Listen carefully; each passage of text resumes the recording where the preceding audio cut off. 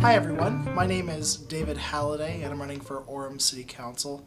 My background is I've been trained in civil and environmental engineering. I've been working for Sunrock Building Materials for a while as their truss designer, and as far as qualifications go, I believe engineers in general are qualified for government positions because they have to know where to find the correct numbers, how to problem solve based on the resources they have, and then finally come up with a solution that not only pleases the client but also all the requirements that are out there.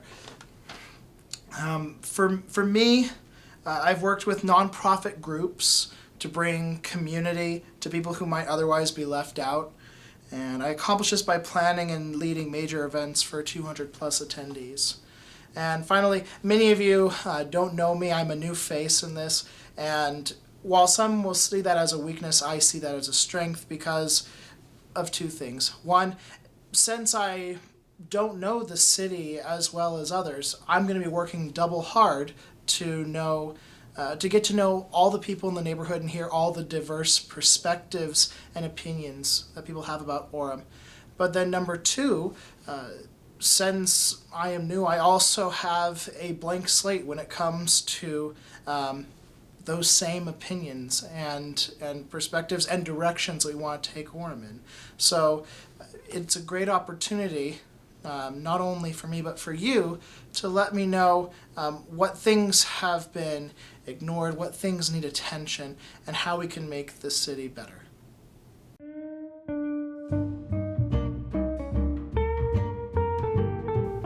When it comes to my top priorities for Orem, I have three, and the three are: one, having responsible and responsive housing; two, better funding for public safety; and three, encouraging sustainable growth. When it comes to responsible and responsive housing, on the responsible side, we have to realize that we can't just drop buildings wherever we want just because there is a need.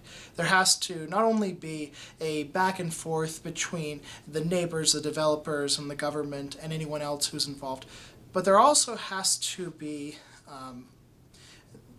people have to look into do we have enough sewer? Do we have enough roadway? Do we have enough utilities going to that area?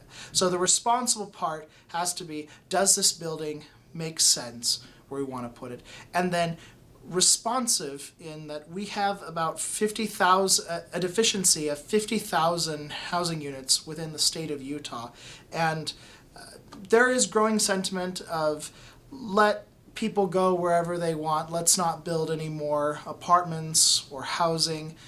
What I have to say is other cities are facing that same issue too. And so if we don't, in good faith, match what other cities are doing to increase their housing, then we're going to leave people stranded. It's kind of like a ladder. Not everyone can start off getting right into a home to begin. They need to get into student housing so they can go to school. And then from there, maybe get an apartment that's a little bit more expensive but better for their needs as a young professional. Maybe they marry, maybe they start a family. And then from there, they might be able to afford getting into a home. But we won't be able to do that if we don't have all the rungs of the ladder there. So making sure that we can offer high density in certain parts of our city is critical. For the second part, increasing public safety is going to be very necessary to maintain our community safety. Right now, I'm proud to say that Orem is 19th in the nation as far as one of the safest communities, and that is in huge part thanks to our wonderful police officers and also the people in the community who are assisting them. And I've been to city council meetings where I have heard the officers plead for more funding, and it's on two fronts. One, they're not getting paid enough to meet their needs, to meet the income to support a family. And then number two, there's a lot of turnover happening. Officers are getting overwhelmed. Just for example, officers during an 8-hour shift can get 15 to 16 calls. And when you think about having to drive out there, write up reports, mitigate the situation, even if they are all nonviolent situations, you get tired doing that day after day. So getting them more officers, also building a new fire station facility in the southwest part of Orem will be a priority, and then finding a way to keep our officers here who we have trained. Right now we have an overturn, I believe, of about 20-something officers in the past year where they've either got burnt out or found opportunities with other cities, and we pay about $500,000 out to train these officers, and I would like to find a way for us to keep them. They're an asset to our community. And finally, sustainable growth. When it comes to sustainable growth, there's a number of things we can do, but I really want to emphasize that as we grow as a city, we have to look at alternate ways of allowing people to get from point A to point B, alternate ways for them to power their homes, and alternate ways for them to work and to play. If we do these things and we look at intelligent solutions, then I believe growth will not be an issue that many have demonized it to be.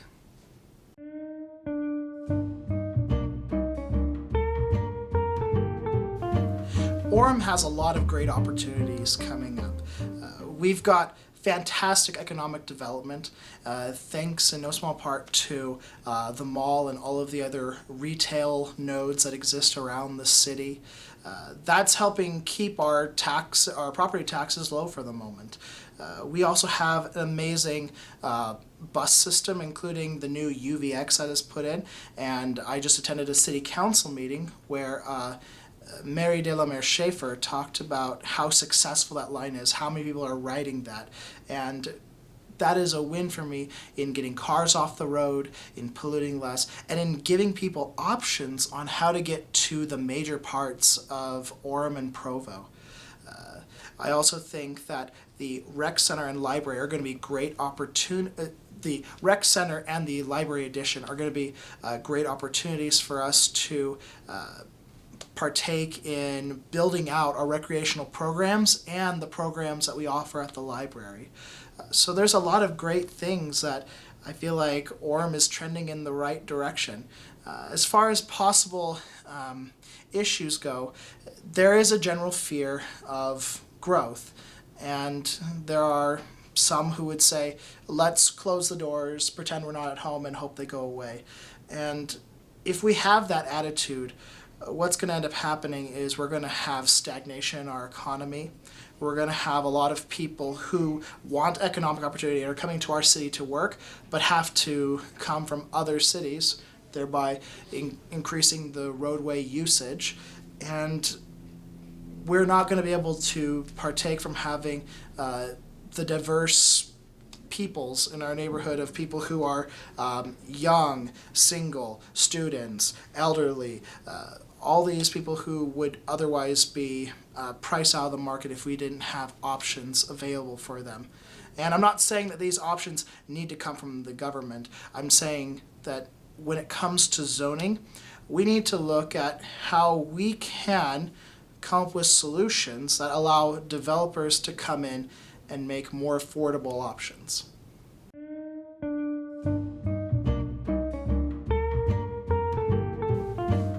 When it comes to economic development, this is my approach. We need to assess what we have so we can understand what we need. In one of the recent City Council work sessions, they talked about how we have a lot of retail space that is underutilized. A lot of these buildings are going vacant. And I believe that is a good starting point for upcycling. Basically, if there is a business that is underperforming or has moved out, then there comes an opportunity to then say, okay, well, what if we were to take that large floor space and convert it into smaller floor spaces for more businesses to come in.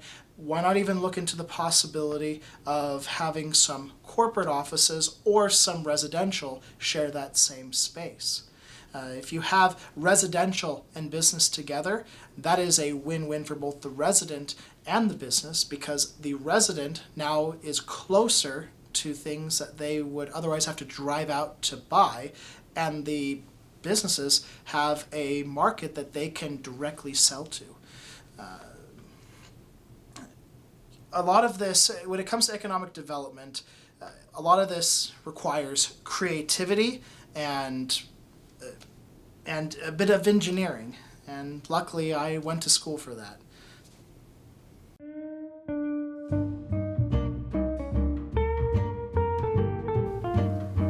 In closing, I would like to add this little statement and a story to have you reflect upon.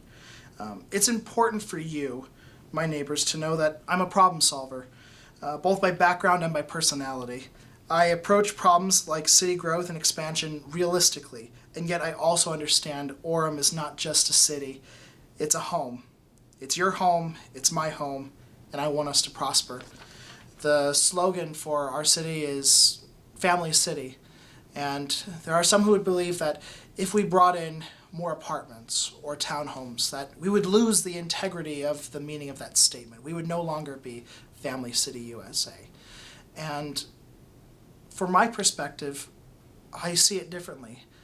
I see that every family is different, and it's going to have different needs and different economic situations. I want the definition of Family City USA to include all of those families.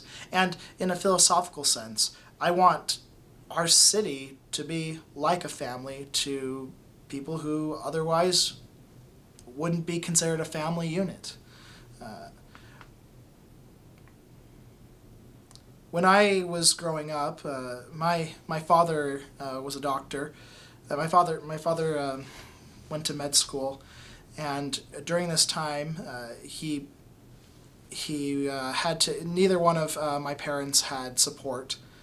My mom decorated cakes while getting her degree, and my dad was a janitor while getting his. And then when he went to med school, he had to take on student loans. And when they had me and my siblings, the only thing they could afford was an apartment. And they didn't even use their vehicles. My dad would bike to his job at the hospital every day during his residency. And right now, if you were to look at them, they are in a very nice neighborhood with a very nice house, but that wouldn't have been possible if there weren't, once again, those rungs on the ladder to get them from being students, being newly married, starting a job, getting into their first home, getting into the home they want to be in with their family. And I think that's what our city needs. I think our city needs to acknowledge that these people exist, and whether they become doctors, lawyers, dentists, teachers, managers for our growing businesses, they need a place. And if we simply shut the doors and say, not here in Orem, not today, then we lose out on that opportunity. And we lose out on what it means to be Family City USA. And for those reasons, I'm seeking your vote for City Council, for Orem City Council. Thank you so much.